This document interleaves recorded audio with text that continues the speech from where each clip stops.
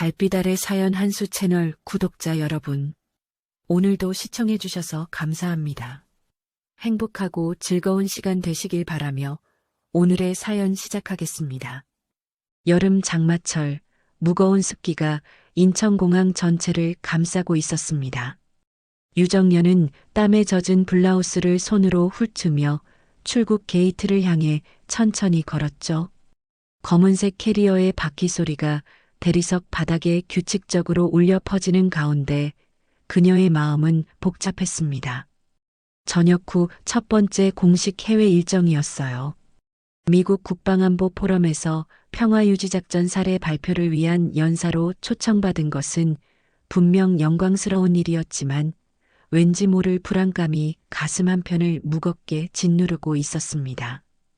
공항 면세점 앞을 지나며 정연은 문득 걸음을 멈췄어요. 화려한 조명 아래 진열된 향수병들과 액세서리들이 반짝이고 있었죠. 예전에 민호가 초등학생이었을 때 짧은 출장에서 돌아올 때마다 이런 작은 선물들을 사다 주곤 했던 기억이 떠올랐습니다. 그때만 해도 아들은 엄마 왔다 하며 달려와 안겼는데 언제부터인가 그런 따뜻한 순간들은 점점 줄어들었고 대신 어색한 침묵만이 그들 사이를 채우게 되었어요. 정연은 작은 한숨을 내쉬며 다시 걸음을 옮겼습니다. 출국 수속을 마치고 대기실에 앉아 있는 동안 정연은 휴대폰을 꺼내 민호에게 문자를 보내려 했습니다. 미국 잘 다녀올게 정도의 간단한 인사말이었지만 키보드 위에 손가락을 올린 채로 한참을 망설였어요. 결국 문자를 보내지 못하고 휴대폰을 가방에 다시 넣었습니다. 언제부터인가 아들과의 소통조차 어색해진 자신의 모습이 한심하게 느껴졌죠. 비행기에 탑승한 정연은 창가 자리에 앉아 이륙하는 항공기를 바라보며 깊은 생각에 잠겼습니다. 30년간 군복을 입고 살아온 삶, 그리고 그 과정에서 점점 멀어진 아들과의 관계. 민호는 중학생 때부터 자신을 어머니라고 부르기 시작했고 어린 시절 달콤하게 불러주던 엄마라는 말은 점점 더 멀어져 갔죠. 승무원이 건네는 따뜻한 물수건을 받으며 정연은 눈을 감고 깊은 숨을 들이마셨습니다. 기내에서 제공되는 저녁 식사를 받았지만 정연은 몇 숟가락 뜨지 못했어요. 이번 포럼에서 발표할 백령도 미사일 대응 훈련 사례와 동해 평화유지작전 내용들을 다시 한번 점검해 보려 했지만 자꾸만 민호의 모습이 떠올랐습니다. 대학 졸업식 때 멀리서 바라본 아들의 뒷모습, 대기업 취업 소식을 전화로만 들었던 그날 밤, 그리고 최근 들어 더욱 뜸해진 연락들. 아들이 자신의 군인 어머니를 부담스러워한다는 것을 모르는 바는 아니었지만 그래도 마음 한편으로는 언젠가 이해해 주기를 바랐어요. 정연은 노트북을 덮고 창밖 구름들을 바라보며 또 다른 한숨을 내쉬었습니다. 12시간의 긴 비행 끝에 로스앤젤레스 국제공항에 도착했을 때 정연은 몸의 피로보다 마음의 무거움을 더 크게 느꼈습니다. 공항 내부는 웅장했지만 어딘지 낯설고 차가운 느낌이었어요.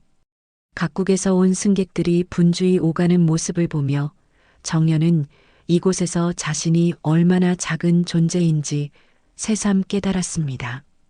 입국 심사대로 향하는 긴 줄에 서면서 그녀는 가방 안에서 초청장과 관련 서류들을 다시 한번 꼼꼼히 확인했어요. 입국 심사 대기줄은 예상보다 길었습니다. 앞에 서 있는 다른 승객들을 보며 정연은 자신도 곧 순조롭게 입국할 수 있을 거라 생각했어요. 하지만 시간이 지날수록 왠지 모를 불안감이 커져갔습니다. 주위를 둘러보니 몇몇 승객들이 심사관과 실랑이를 벌이는 모습이 보였고 그중 일부는 따로 불려가는 것 같았어요. 드디어 차례가 되어 심사대 앞에 선 정연은 정중하게 인사하며 여권과 초청장을 건넸습니다.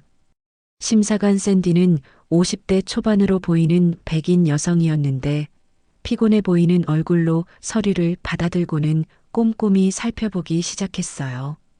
컴퓨터 키보드를 두드리는 소리가 유독 크게 들렸고 화면을 응시하는 샌디의 표정이 점점 굳어지는 것이 보였습니다.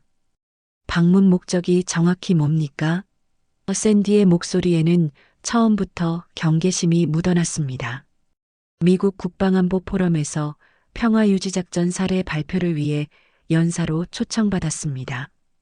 정연은 최대한 침착하고 정중하게 대답했어요. 샌디는 화면을 뚫어져라 쳐다보며 몇 분간 침묵했습니다. 그러더니 고개를 들어 정연을 날카롭게 바라보며 말했죠.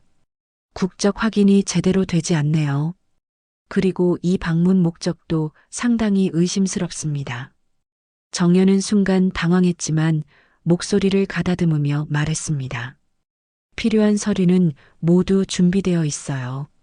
초청장과 신분증명서, 그리고 발표 자료까지 다 가지고 있습니다. 다시 한번 확인해 주시겠습니까? 군 경력 같은 건 오히려 입국의 리스크 요소가 될 수 있어요.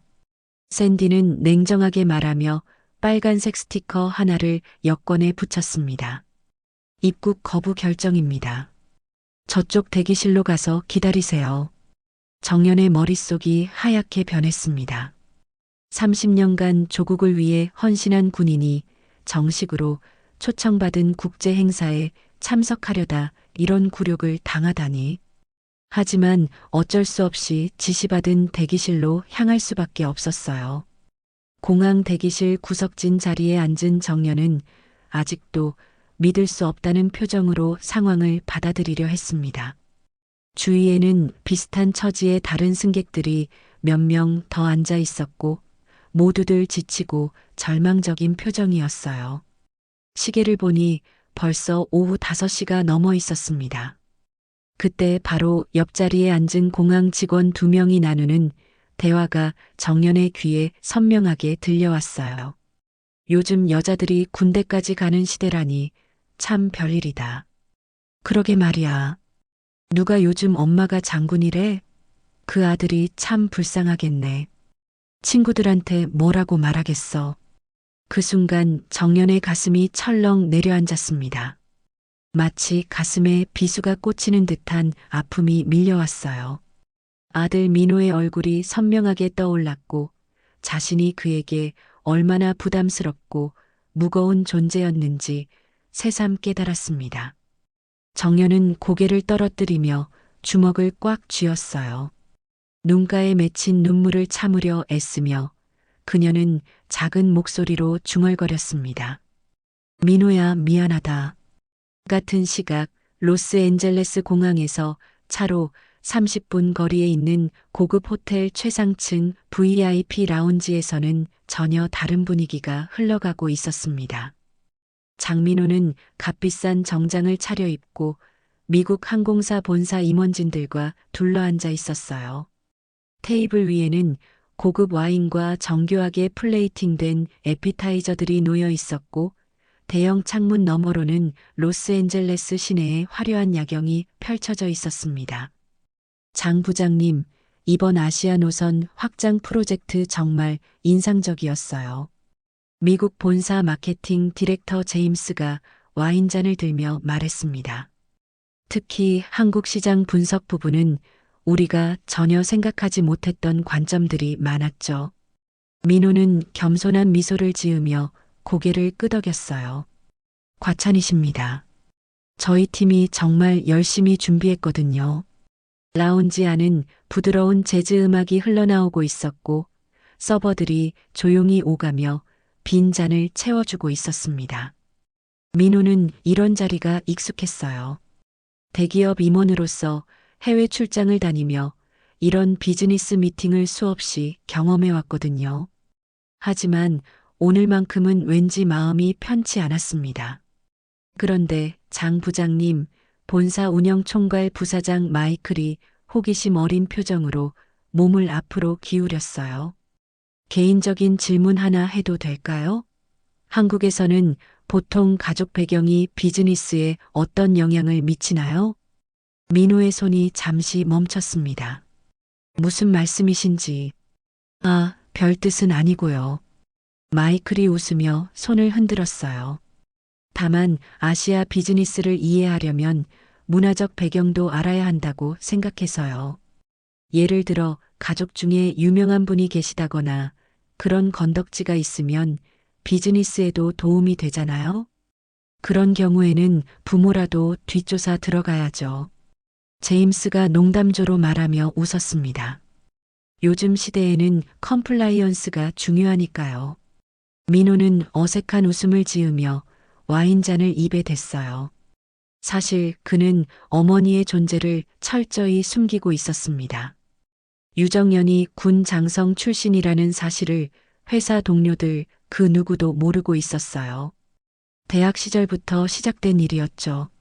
친구들이 부모님 직업에 대해 물어볼 때마다 그냥 공무원이라고 대충 얼버무리곤 했습니다.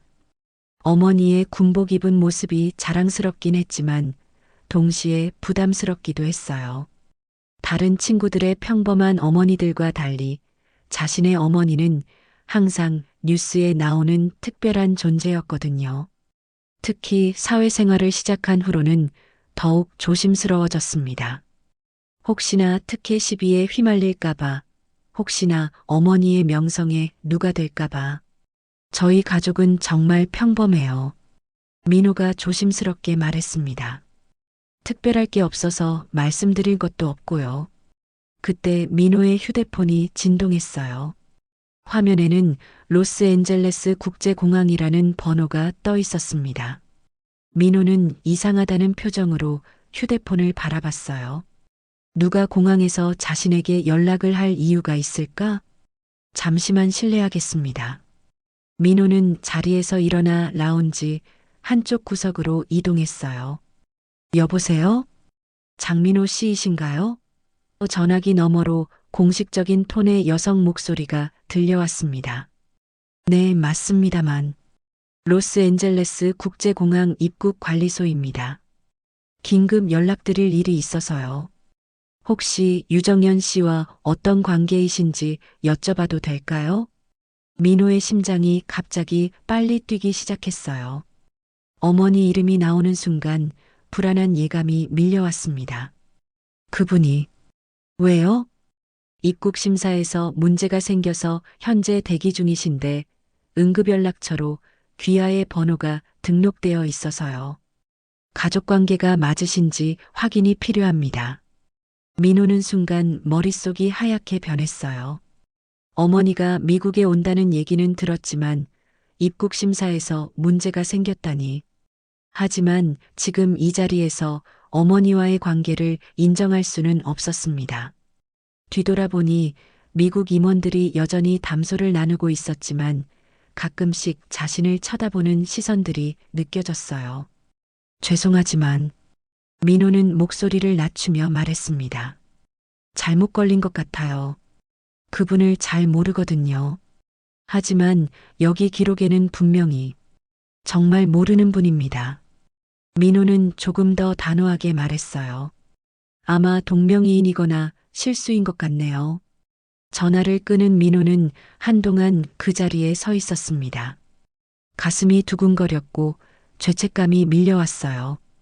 하지만 돌이킬 수는 없었습니다. 이미 어머니를 모른다고 해버렸으니까요. 무슨 일이세요?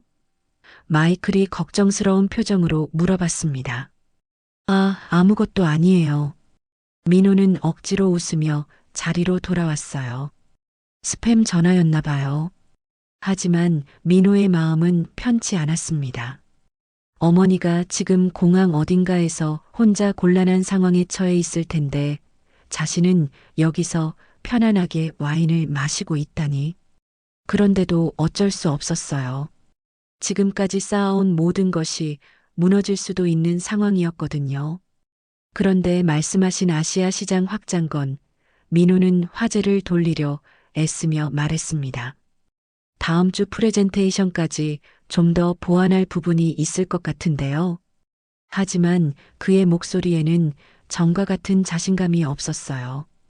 계속해서 어머니 생각이 머릿속을 맴돌았고 방금 전화 통화가 실수였는지 확신할 수 없었습니다. 라운지 창문 너머로 보이는 공항 방향을 바라보며 민호는 작은 한숨을 내쉬었어요. 시계를 보니 오후 6시가 넘어가고 있었습니다. 어머니는 지금 어떤 상황에 처해 있을까? 혹시 정말 심각한 문제는 아닐까? 하지만 이미 모른다고 해버린 상황에서 다시 연락하기도 어색했어요. 민호는 와인잔을 들었지만 입에 대지는 못했습니다. 그저 창밖을 바라보며 복잡한 심정에 잠겨 있을 뿐이었어요. 공항 대기실에 앉아있던 정연은 시간이 흘러갈수록 상황이 더욱 심각해지고 있음을 느꼈습니다. 벽에 걸린 시계는 이미 오후 7시를 가리키고 있었고 입국 심사관 샌디는 다시 나타나 더욱 고압적인 태도를 보이기 시작했어요. 정연의 옆자리에는 비슷한 처지의 다른 승객들이 몇 명 더 앉아 있었는데 모두들 지치고 절망적인 표정이었습니다. 유정연 씨, 샌디가 서류를 들고 다가와 냉정한 목소리로 말했어요.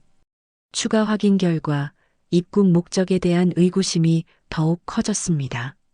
곧 경찰차를 불러서 공항 밖으로 모셔드릴 예정이에요. 정연은 깊은 숨을 들이마시며 일어섰습니다. 저는 정식으로 초청받은 연사입니다. 필요하다면 포럼 주최 측에 직접 연락해서 확인해 보세요. 그런 건 이미 확인했어요. 샌디가 비웃듯 말했죠. 하지만 당신의 군 경력과 현재 신분에 대한 의구심은 여전히 남아 있습니다. 특히 이런 고위급군 출신이 갑자기 민간인 신분으로 입국하려는 것 자체가 수상해요. 주위에 있던 다른 승객들이 하나둘씩 정연과 샘디의 대화에 관심을 보이기 시작했어요. 몇몇은 호기심 어린 시선으로 또 다른 몇몇은 동정 어린 눈빛으로 바라보고 있었습니다. 정연은 이런 시선들이 부담스러웠지만 더 이상 물러설 수는 없다고 생각했어요. 그렇다면 제대로 말씀드리겠습니다. 정연이 똑바로 서서 또렷한 목소리로 말했습니다. 저는 대한민국 육군 중장 출신이며 백령도 미사일 대응 훈련과 동해 평화유지 작전을 성공적으로 지휘한 수훈자입니다. 이번에는 그 경험을 바탕으로 국제안보 포럼에서 발표하기 위해 정식 초청을 받았어요. 하지만 샌디의 반응은 여전히 냉담했습니다. 그런 화려한 경력을 가지신 분이 왜 혼자서 이런 식으로 입국하려는 건가요? 보통 그 정도 급이면 외교 채널을 통해서 오지 않나요? 정연은 잠시 말문이 막혔어요. 사실 그녀도 공식적인 외교 채널을 통해 올 수도 있었지만 저녁 후 첫 번째 활동이니만큼 조용히 개인 자격으로 참석하고 싶었거든요. 하지만 그런 개인적인 사정을 여기서 설명하기는 어려웠습니다. 개인적인 사유로 공식 채널을 이용하지 않았을 뿐입니다. 정연이 차분하게 대답했어요. 주위 승객들 사이에서 웅성거리는 소리가 들려왔습니다. 몇몇은 정연의 당당한 모습에 감탄하는 것 같았지만 다른 몇몇은 여전히 의심스러운 눈빛을 보내고 있었어요. 그런 시선들이 정연에게는 더욱 큰 굴욕감으로 다가왔습니다. 바로 그때 대기실 뒤편에서 한 여성이 놀란 듯 일어섰어요. 동양계 미국인으로 보이는 30대 초반의 여성이었는데 정연을 보자 눈이 크게 커졌습니다. 혹시 백령도 미사일 대응 훈련 때 지휘하셨던 유정연 장군님 맞으세요? 그 여성이 조심스럽게 다가오며 물어봤어요. 정연은 고개를 돌려 그 여성을 바라봤습니다. 네, 맞습니다만. 누구시죠? 저는 클로이 박이라고 해요. 미군 태평양 사령부에서 연락관으로 근무했었거든요. 클로이가 흥분된 목소리로 말했습니다. 장군님의 백령도 훈련 영상을 몇 번이나 봤어요. 정말 훌륭한 작전이었죠. 그때 북한의 도발을 완벽하게 차단하신 게. 하지만 이미 때는 늦었습니다. 샌디는 이미 입국 취소 도장을 정연의 여권에 찍어버렸고 국방포럼 측에도 불참 통보가 들어간 상태였어요. 클로이가 아무리 정연의 신분을 증명해줘도 행정 절차상 이미 돌이킬 수 없는 상황이 되어버린 거죠. 죄송합니다만 이미 처리가 완료된 사안입니다. 샌디가 기계적으로 말했어요. 규정상 번복할 수 없어요. 정연은 깊은 절망감에 빠져들었습니다. 30년간 조국을 위해 헌신한 군인이 이런 모욕을 당하다니. 게다가 이 모든 상황이 많은 사람들 앞에서 벌어지고 있어서 수치심은 더욱 컸어요. 클로이는 급하게 자신의 휴대폰을 꺼내 누군가에게 전화를 걸었습니다. 여보세요, 존? 나 클로이야. 지금 LAX에 있는데 정말 큰일 났어. 유정연 장군님이 입국 거부당하셨어. 응, 그 유명한 백령도 작전 지휘관 맞아. 지금 당장 누군가 연락해야 할 것 같은데. 하지만 정연은 이미 마음을 굳혔어요. 더 이상 이런 굴욕을 당하고 싶지 않았고 무엇보다 이 모든 상황이 아들 민호에게 알려질까봐 걱정되었습니다. 혹시 민호가 이 소식을 들으면 얼마나 창피해할까 생각하니 가슴이 아팠어요. 한편 호텔 라운지에서는 민호가 여전히 미국 임원들과 미팅을 계속하고 있었습니다. 하지만 그의 마음은 온통 어머니 생각뿐이었어요. 공항에서 걸려온 전화를 거부한 게 정말 옳은 일이었을까? 혹시 어머니가 정말 심각한 공경에 처해 있는 건 아닐까? 장 부장님 괜찮으세요? 얼굴이 안 좋아 보이는데요. 제임스가 걱정스러운 표정으로 물어봤어요. 아, 네. 괜찮습니다. 민호는 억지로 웃으며 대답했지만 목소리에는 확신이 없었어요. 그때 민호의 휴대폰이 또 한 번 울렸습니다. 이번에는 다른 번호였어요. 하지만 민호는 전화를 받지 않았습니다. 혹시 또 어머니와 관련된 연락일까봐 두려웠거든요. 대신 핸드폰을 무음으로 돌리고 가방 속에 넣어버렸어요. 공항 대기실에서는 경찰이 도착할 시간이 다가오고 있었습니다. 정연은 자신의 짐을 정리하며 마음속으로 아들에게 미안하다는 말을 되뇌었어요. 결국 자신 때문에 민호에게 피해가 갈 수도 있겠다는 생각이 들었습니다.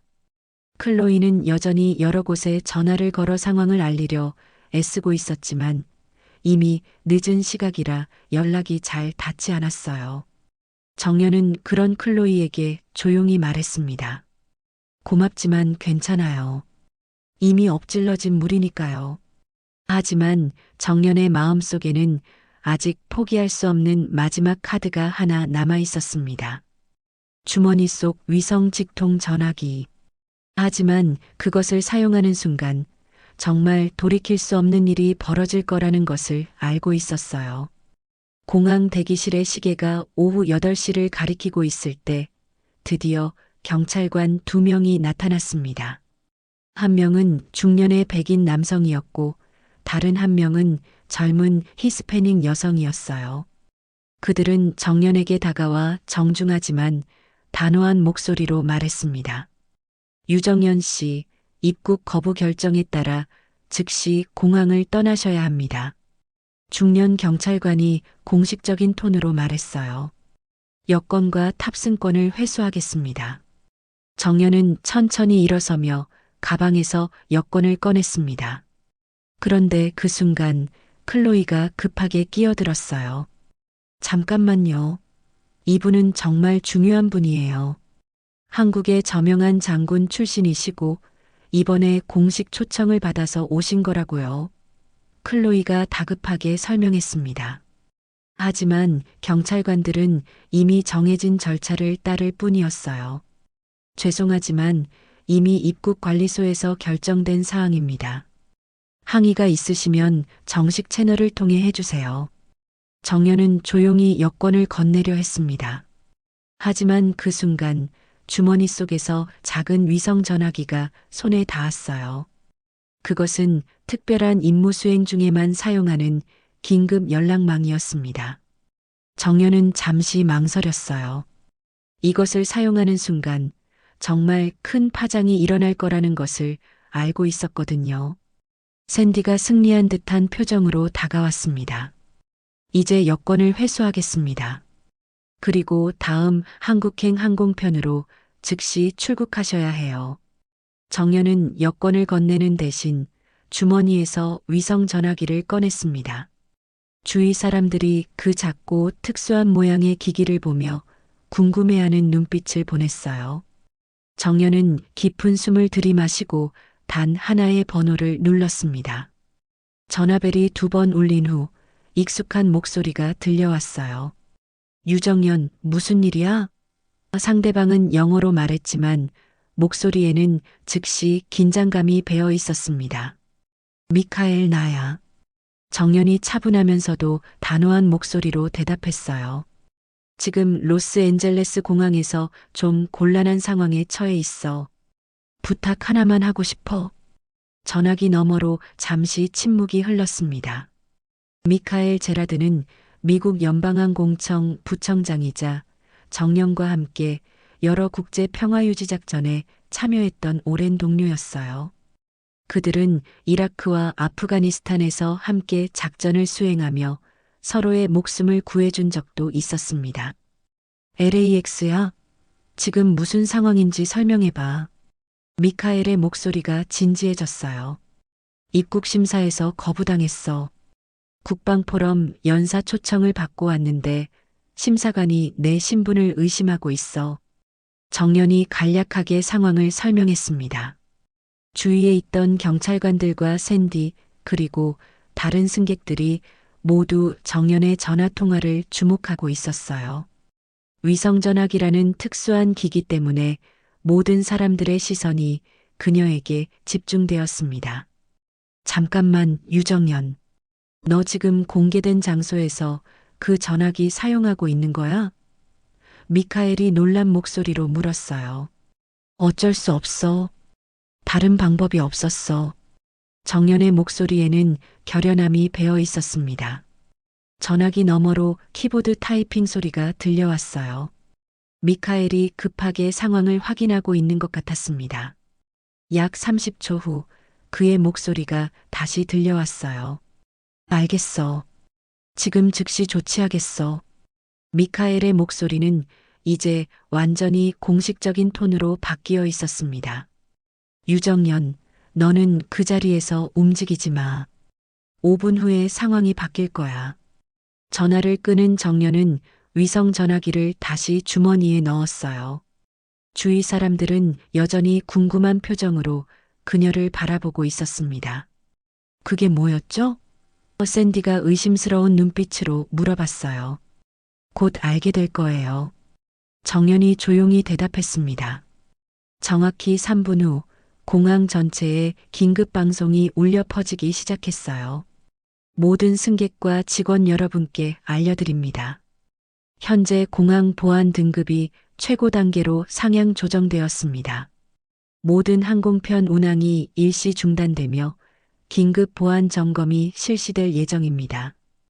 갑자기 공항 곳곳에서 사이렌 소리가 울리기 시작했어요. 그리고 멀리서 헬리콥터 소리가 들려왔습니다. 승객들이 웅성거리기 시작했고 공항 직원들은 급하게 이곳저곳으로 뛰어다니기 시작했어요. 샌디는 당황한 표정으로 자신의 무전기를 확인했습니다. 무슨 일이 일어나고 있는 거죠? 바로 그때 공항관리사무소에서 급하게 달려온 관리자가 나타났어요. 그는 숨을 헐떡이며 샌디에게 다가갔습니다.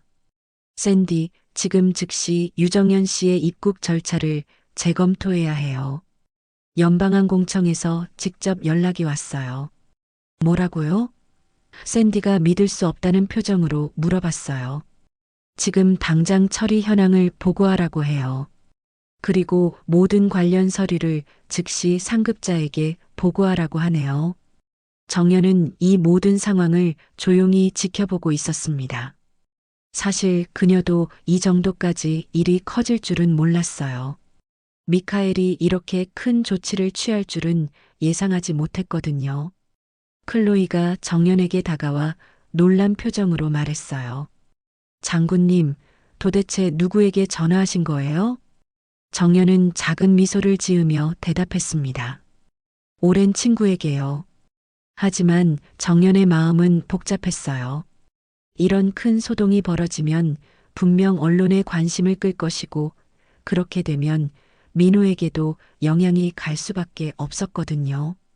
그녀는 가방을 들고 조용히 대기실 뒤쪽으로 향했습니다. 어디 가시는 거예요? 경찰관이 물어봤어요.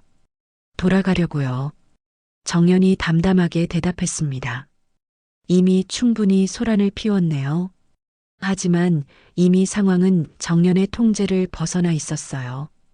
공항 전체가 비상 상태에 들어갔고 모든 사람들이 이 예상치 못한 상황에 당황하고 있었습니다. 정연은 뒷문을 향해 걸어가면서 민호를 생각했어요. 아들이 이 소식을 알게 되면 어떤 기분일까? 자신 때문에 또 한 번 곤란해하지는 않을까? 그때 멀리서 헬리콥터가 착륙하는 소리가 들려왔습니다.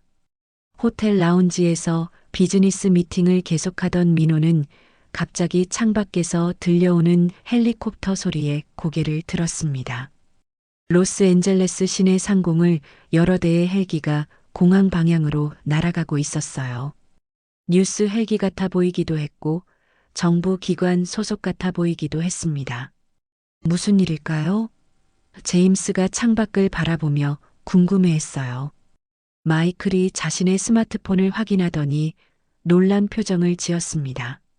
LAX에 비상사태가 발령됐네요. 모든 항공편이 중단됐다고 해요. 민호의 심장이 갑자기 빨리 뛰기 시작했어요. 로스앤젤레스 공항에 비상사태라니. 혹시 어머니와 관련이 있는 건 아닐까? 아까 공항에서 걸려온 전화를 거절한 게 계속 마음에 걸렸거든요. 구체적으로 무슨 일인지 나와 있나요? 민호가 애써 평정심을 유지하며 물어봤어요. 보안상 문제라고만 나와 있네요. 자세한 내용은 아직. 마이클이 계속 스마트폰을 확인하며 말했습니다. 바로 그때 민호의 휴대폰이 또다시 울렸어요. 이번에는 회사 후배인 김대리의 번호였습니다. 민호는 잠시 망설이다가 전화를 받았어요. 여보세요, 김대리? 부장님, 큰일 났어요. 김대리의 목소리가 급박하게 들려왔습니다. 지금 뉴스 보고 계세요? 뉴스요? 무슨? 민호가 당황하며 물어봤어요. LAX 공항에서 한국인 여성이 입국 거부당했다가 갑자기 공항 전체가 비상사태에 들어갔다는 뉴스가 나왔어요. 그런데 그 여성이 혹시 부장님 어머님 아니세요? 민호는 순간 말문이 막혔습니다. 전화기를 쥔 손이 떨리기 시작했어요. 미국 임원들이 자신을 바라보는 것이 느껴졌지만 지금은 그런 것을 신경 쓸 여유가 없었습니다. 뭐라고요? 유정연 전 중장님 맞죠? 뉴스에서 이름도 나왔어요. 지금 온라인에서 난리예요. 한국 언론들도 속보로 내보내고 있고요. 민호는 자리에서 벌떡 일어났어요. 얼굴이 창백해지는 것을 감출 수 없었습니다. 죄송합니다. 긴급한 일이 생겨서 민호가 미국 임원들에게 급하게 말했어요. 무슨 일이세요?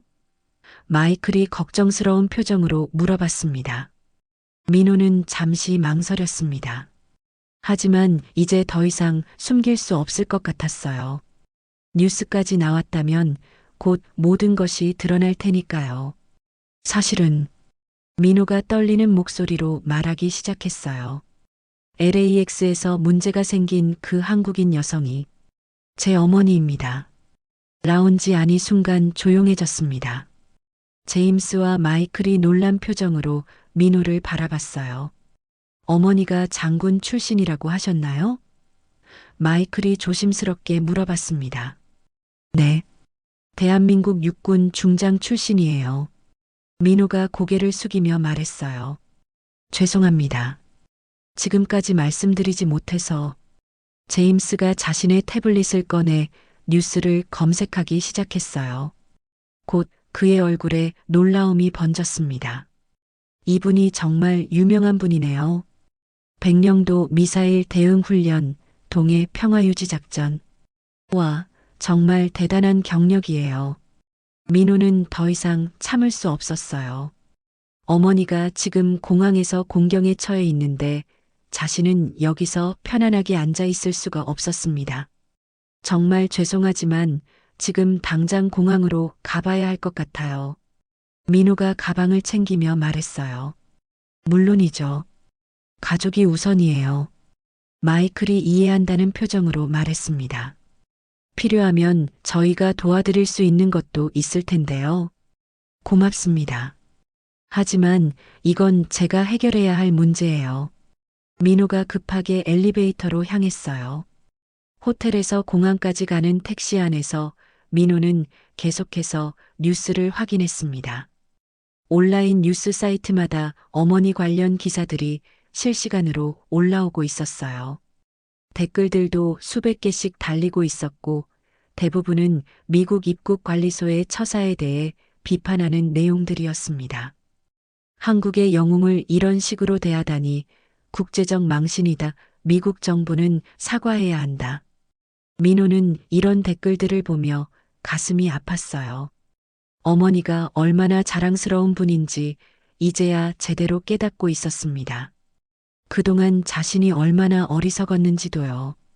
택시가 공항에 가까워질수록 상황의 심각성을 실감할 수 있었어요. 경찰차들과 소방차들이 공항 주변에 대기하고 있었고 뉴스 취재진들도 몰려 있었습니다. 하늘에는 여러 대의 헬리콥터가 맴돌고 있었어요. 손님, 공항 입구까지는 못 들어갈 것 같은데요. 택시 기사가 걱정스러운 표정으로 말했어요. 여기서 내릴게요. 민호가 급하게 요금을 지불하고 택시에서 내렸습니다. 공항 터미널 앞에는 수많은 사람들이 몰려 있었어요. 출입이 통제되어 있어서 들어갈 수가 없었습니다. 민호는 경비원에게 다가가 상황을 물어봤어요. 지금 내부 상황이 어떻게 되어 있나요? 보안상 문제로 일반인 출입이 금지되어 있습니다. 가족 관련해서 급한 일이 있으시면 저쪽 임시 안내소로 가보세요. 민호는 안내소로 달려갔습니다. 그곳에도 비슷한 처지의 사람들이 여러 명 있었어요. 모두들 불안하고 답답한 표정들이었습니다. 유정연 씨와 관련해서 온 분이세요? 안내소 직원이 민호를 보자마자 물어봤어요. 네, 맞습니다. 저는 그분이 아들입니다. 직원이 놀란 표정을 지었어요. 아, 그러시군요. 사실 아까부터 유정연 씨 관련해서 연락을 드리려고 했는데 연결이 안 되더라고요. 민호는 순간 부끄러움에 고개를 떨어뜨렸습니다. 아까 공항에서 온 전화를 거절한 게 바로 이것 때문이었구나 싶었어요. 지금 어머니는 어디에 계세요? 현재 상황이 워낙 복잡해서 정확한 위치는 말씀드리기 어렵고요. 다만 안전하시니까 걱정하지 마세요. 하지만 민호는 걱정이 컸어요. 어머니가 지금 어떤 기분일까? 자신이 전화를 거절했다는 것을 알고 계실까? 얼마나 실망하고 계실까? 바로 그때 멀리서 헬리콥터 한 대가 착륙하는 소리가 들려왔습니다. 민호는 그 소리를 들으며 가슴이 더욱 조급해졌어요. 어머니를 만나서 사과하고 싶었고 이제는 더 이상 숨기지 않겠다고 말하고 싶었습니다. 공항 활주로 한편에서는 정연이 조용히 자신의 가방을 정리하고 있었습니다.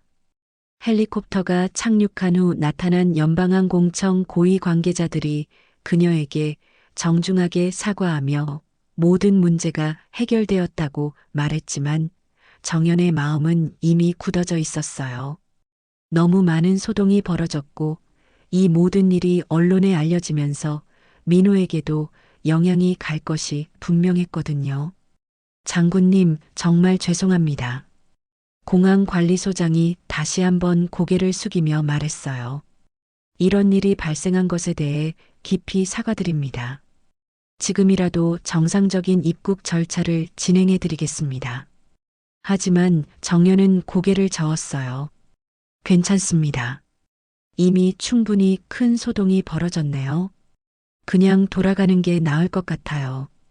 클로이가 안타까운 표정으로 다가왔습니다. 장군님, 포럼 주최 측에서도 간절히 참석을 요청하고 있어요. 이번 기회를 놓치시면 다음에 기회가 있겠죠. 정연이 쓸쓸한 미소를 지으며 대답했어요. 지금은 그냥 조용히 돌아가고 싶어요. 사실 정연의 마음속에는 민호에 대한 걱정이 가장 컸습니다. 아까 공항에서 연락했을 때 자신을 모른다고 했다는 얘기를 들었거든요.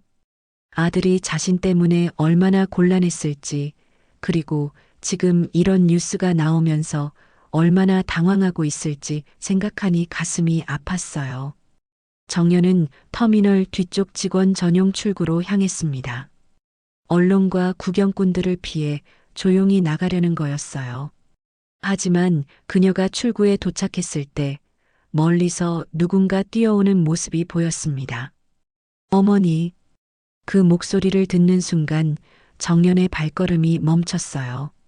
민호의 목소리였습니다. 하지만 뭔가 달랐어요. 평소보다 훨씬 더 간절하고 절박한 목소리였거든요. 민호는 숨을 헐떡이며 정연에게 달려왔어요. 정장 차림이었지만 넥타이는 풀어져 있었고 머리도 흐트러져 있었습니다. 공항 보안을 뚫고 여기까지 오느라 얼마나 애썼는지 알 수 있었어요. 어머니, 민호가 다시 한번 불렀지만 정연은 돌아서지 않았어요. 그때 민호가 갑자기 소리쳤습니다. 엄마. 그 순간 정연의 온몸이 굳어졌어요. 언제 이후로 민호가 자신을 엄마라고 불렀는지 기억도 나지 않았거든요. 중학생 때부터 줄곧 어머니라고만 했는데, 엄마, 제발 가지 마세요. 민호의 목소리에는 눈물이 섞여 있었어요. 제발요. 정연은 천천히 뒤돌아섰습니다. 민호는 이미 눈물범벅이 되어 있었어요. 그동안 본 적 없는 모습이었습니다. 항상 침착하고 냉정했던 아들이 이렇게 감정을 드러내는 것을 본 건 정말 오랜만이었어요. 민호야. 정연이 조심스럽게 말했어요. 죄송해요, 엄마. 정말 죄송해요. 민호가 정연에게 다가오며 말했습니다.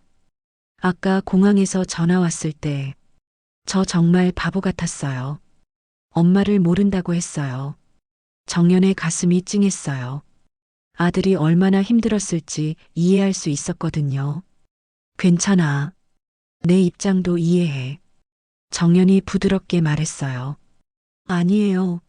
괜찮지 않아요. 민호가 격하게 말했습니다. 저는 지금까지 엄마를 부끄러워했어요. 엄마가 장군이라는 걸, 그렇게 대단한 분이라는 걸 숨기고 다녔어요. 친구들한테도, 회사 사람들한테도요. 정연은 아무 말하지 않고 민호를 바라봤어요. 하지만 오늘 뉴스를 보고 깨달았어요. 민호가 계속 말했습니다. 온 나라 사람들이 엄마를 응원하고 있었어요. 엄마가 얼마나 자랑스러운 분인지 모든 사람들이 알고 있었는데 정작 아들인 저만 모르는 척했어요. 민호는 정연 앞에 무릎을 꿇었어요. 엄마, 용서해 주세요. 이제는 숨기지 않을게요. 당신이 제 엄마라는 걸 누구보다 자랑스럽게 말할게요. 정연의 눈가에 눈물이 맺혔습니다. 30년간 군인으로 살면서도 이렇게 감동받은 적은 없었어요. 아들이 자신을 다시 엄마라고 부르는 것만으로도 충분히 행복했습니다. 민호야, 일어나. 정연이 아들의 어깨에 손을 올리며 말했어요. 하지만 민호는 일어서지 않았어요. 대신 가방에서 작은 것을 꺼냈습니다. 정연이 보니 오래된 손뜨개 인형이었어요. 이거 어디서 났니? 정연이 놀라며 물어봤어요. 엄마 방에서 찾았어요. 민호가 울먹이며 말했습니다. 제가 5살 때 유치원에서 만든 거죠? 엄마가 아직도 가지고 계셨더라고요. 정연은 깜짝 놀랐어요. 사실 그 인형은 자신이 전장에서도 늘 가지고 다니던 것이었거든요. 이라크에서도, 아프가니스탄에서도, 백령도에서도 그 작은 인형이 자신을 지켜준다고 믿었어요. 엄마가 늘 이걸 가지고 다니신다는 걸 이제야 알았어요. 민호가 인형을 정연에게 내밀며 말했습니다. 제가 만든 이 작은 인형이 엄마한테 그렇게 소중했다니. 정연은 그 인형을 받아 가슴에 꼭 껴안았어요. 이 인형 덕분에 엄마가 지금까지 무사히 살아올 수 있었어. 내가 만들어준 이 작은 인형이 엄마의 부적이었지. 민호는 더 이상 참을 수 없어서 일어나 정연을 껴안았어요. 언제 이후로 이렇게 안아본 건지 기억도 나지 않았습니다. 어린 시절 이후 처음이었을 거예요. 돌아가요, 엄마. 민호가 정연의 어깨에 얼굴을 묻고 말했어요. 이번엔 제가 모시러 왔어요. 더 이상 혼자 두지 않을게요. 정연은 한참을 그렇게 아들을 안고 있었습니다. 30년간 군복을 입고 살면서 놓쳤던 모성의 감정이 모두 되살아나는 것 같았어요. 그래, 민호야. 정연이 조용히 말했어요. 엄마도 이제 군인이 아니라 내 엄마로 살고 싶다. 주위에서 지켜보던 공항 직원들과 클로이가 모두 감동한 표정이었어요. 멀리서 지켜보던 기자들도 카메라를 내리고 조용히 그 순간을 지켜봤습니다. 그때 공항 전광판에 입국 거절 취소 마이너스 유정연 씨 정상 입국 승인이라는 메시지가 떴어요. 클로이가 직원들을 설득해서 국빈 대기실을 준비했다고 안내했지만 정연은 고개를 저었습니다. 고맙지만 괜찮아요. 이제 정말 집에 가고 싶어요. 정연이 민호의 손을 잡으며 말했어요. 아들과 함께요. 사흘 후 로스앤젤레스 시내 대형 컨벤션 센터에는 세계 각국의 국방 관계자들과 학자들이 모여 있었습니다. 미국 국방안보 포럼이 예정대로 개최된 것이었어요. 하지만 이번 포럼은 평소와는 분위기가 달랐습니다. 며칠 전 공항에서 벌어진 일로 인해 전 세계 언론의 관심이 집중되어 있었거든요.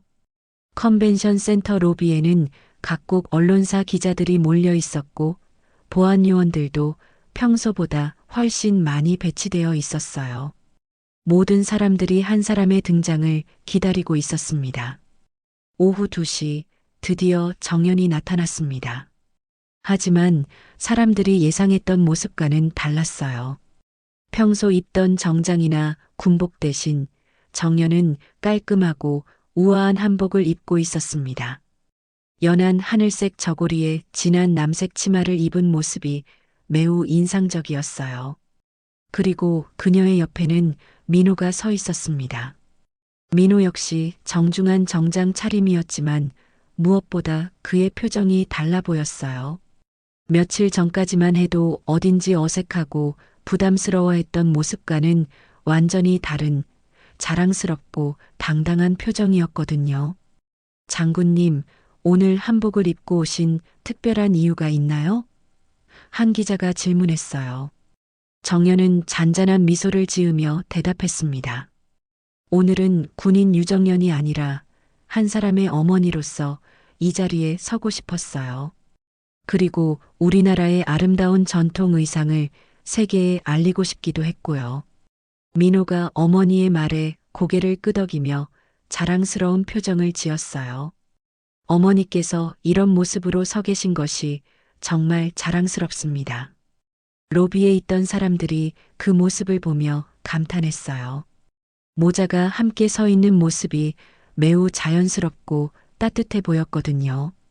발표장으로 향하는 길에 정연은 민호에게 조용히 말했어요.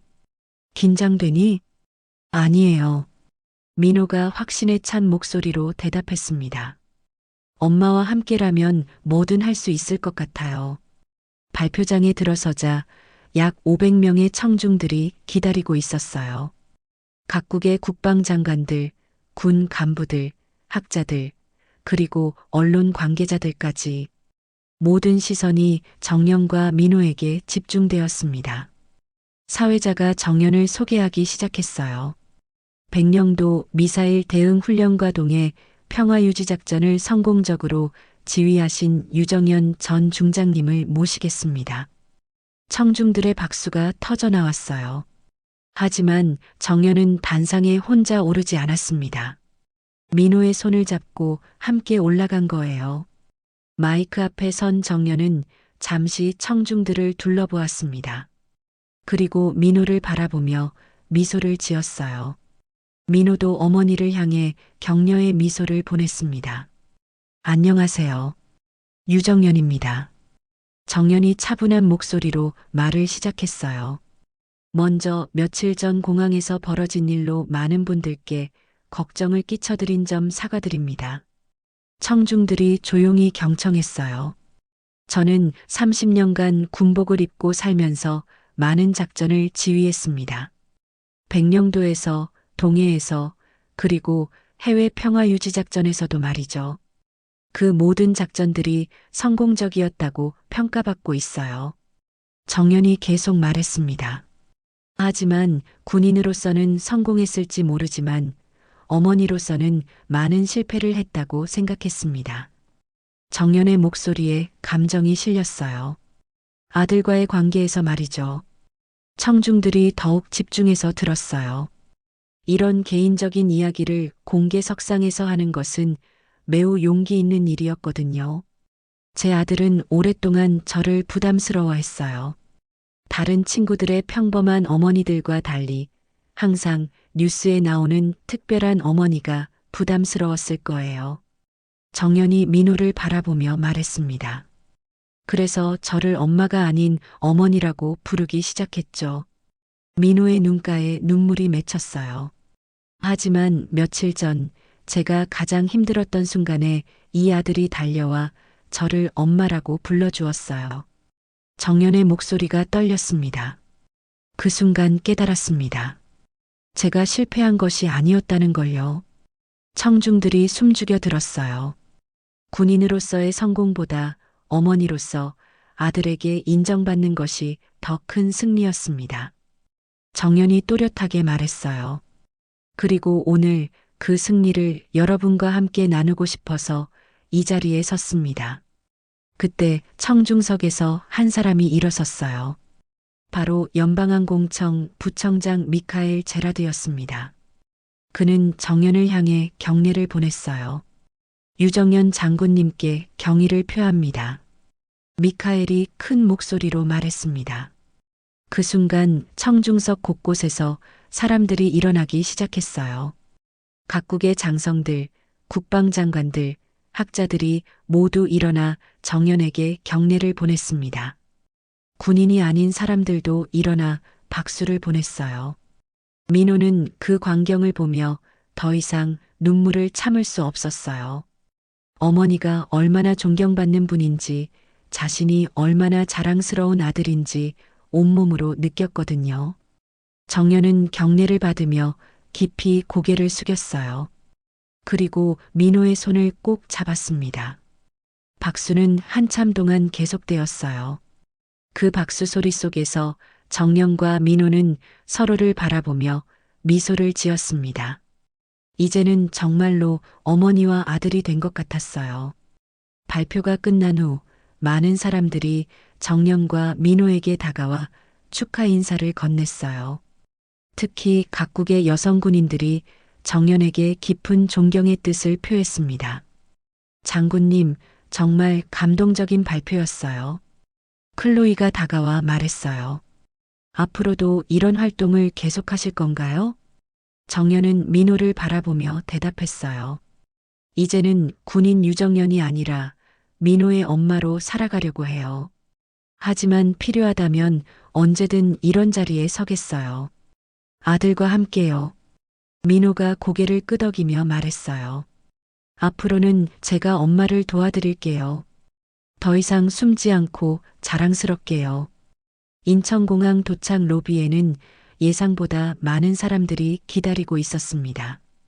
언론사 기자들과 시민들, 그리고 정연을 환송하러 나온 군 관계자들까지 하지만 정령과 민호는 그런 인파를 피해 조용히 별도 출구로 나왔어요.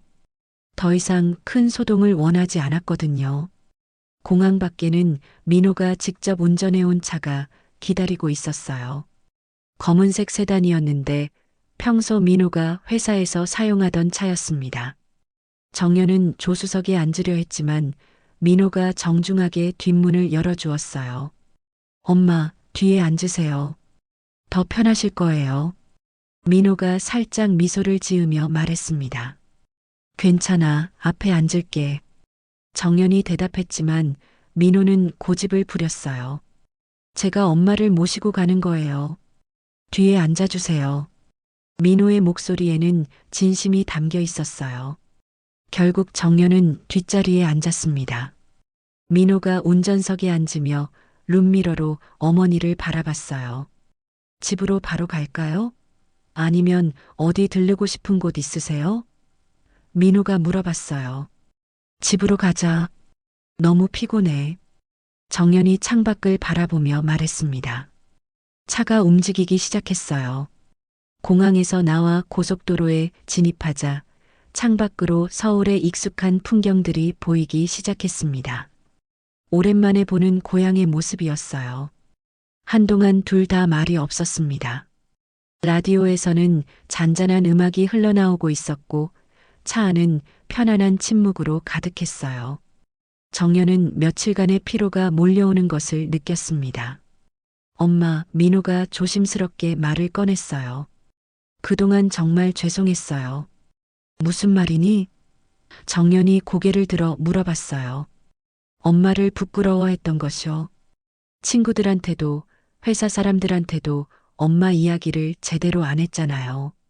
민호의 목소리에 후회가 섞여 있었어요. 정연은 잠시 생각에 잠겼습니다. 너도 내 입장이 있었을 거야. 이해해. 아니에요.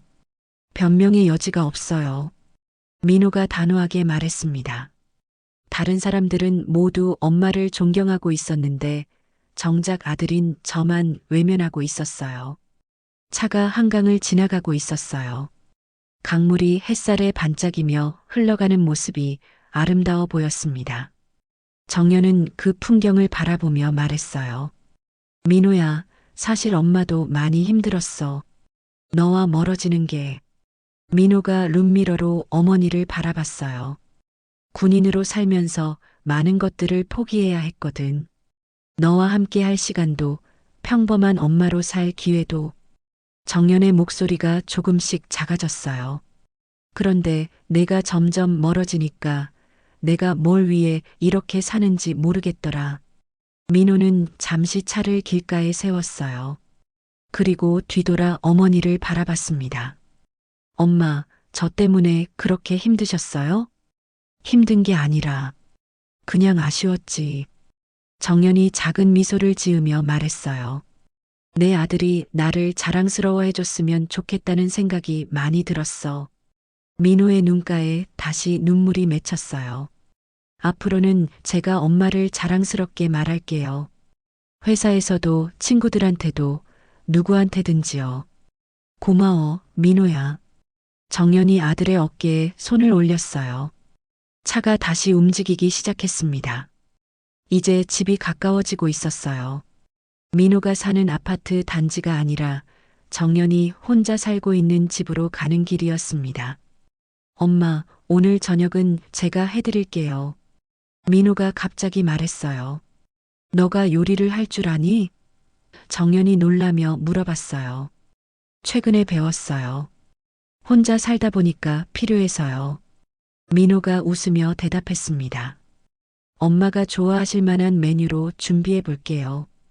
드디어 집에 도착했습니다. 작은 단독주택이었는데 정연이 저녁 후 조용히 지내기 위해 구입한 곳이었어요. 마당에는 정연이 직접 가꾼 작은 화단이 있었고 여러 가지 꽃들이 피어 있었습니다. 와, 엄마가 이런 꽃들을 키우셨구나. 민호가 감탄하며 말했어요. 전역하고 나서 취미로 시작했어. 의외로 재미있더라. 정연이 꽃들을 바라보며 말했습니다. 집 안으로 들어가자 정연은 깊은 안도감을 느꼈어요. 역시 집이 최고였습니다. 민호는 어머니의 짐을 들고 안방으로 가져다 놓았어요. 엄마, 좀 쉬세요. 저는 부엌에서 저녁 준비할게요. 민호가 소매를 걷어 올리며 말했어요. 정연은 거실 소파에 앉아 민호가 부엌에서 요리하는 모습을 지켜봤어요. 서툴긴 했지만 정성스럽게 음식을 준비하는 아들의 모습이 기특해 보였습니다. 창밖으로는 여름 장마가 끝나고 따사로운 햇살이 내리쬐고 있었어요. 며칠 전까지만 해도 무거운 비구름이 하늘을 덮고 있었는데 이제는 맑고 화창한 날씨였습니다. 엄마, 다 됐어요. 민호가 밝은 목소리로 불렀어요. 식탁에는 정연이 좋아하는 된장찌개와 김치볶음, 그리고 간단한 나물 몇 가지가 놓여 있었어요. 음식 솜씨는 그저 그랬지만 아들이 직접 해준 음식이라는 게 무엇보다 소중했습니다. 맛있다. 정연이 진심으로 말했어요. 정말요? 처음 해보는 거라 걱정했는데. 민호가 안도의 표정을 지었어요. 식사를 하면서 둘은 많은 이야기를 나눴어요. 그동안 하지 못했던 이야기들, 서로에 대한 마음들을 솔직하게 털어놓았습니다. 엄마, 앞으로 자주 찾아뵐게요. 민호가 말했어요. 고마워. 하지만 내일도 중요하니까 무리하지는 마. 정연이 대답했어요. 일보다 엄마가 더 중요해요. 민호의 말에 정연은 따뜻한 미소를 지었어요. 해가 저물어 가고 있었어요. 창밖으로 보이는 하늘에는 아름다운 무지개가 걸려 있었습니다. 여름비가 그친 후 나타나는 선명한 무지개였어요. 엄마, 무지개 보세요. 민호가 창을 가리키며 말했어요. 정연은 그 무지개를 바라보며 눈을 감았습니다. 마음이 정말 평화로웠어요. 아들과 함께 있는 이 순간이 그 어떤 훈장보다 값진 것 같았습니다. 너를 이렇게 키우려고 난 참 멀리도 돌았구나. 정연이 중얼거렸어요. 이제는 같이 천천히 걸어가요, 엄마. 민호가 어머니의 손을 잡으며 말했습니다. 군복 대신 일상 속 엄마로요. 차가 천천히 석양을 받으며 한강을 따라 달렸던 그 순간처럼 이제 그들에게는 서두르지 않아도 되는 시간들이 기다리고 있었어요. 무지개를 바라보며 정연은 조용히 말했습니다. 이제야 참 좋은 날이구나. 그 말과 함께 따뜻한 햇살이 집안을 가득 채웠고 모든 것이 완벽하게 제자리를 찾은 것 같았습니다. 어머니와 아들이 드디어 진짜 가족이 된 순간이었어요.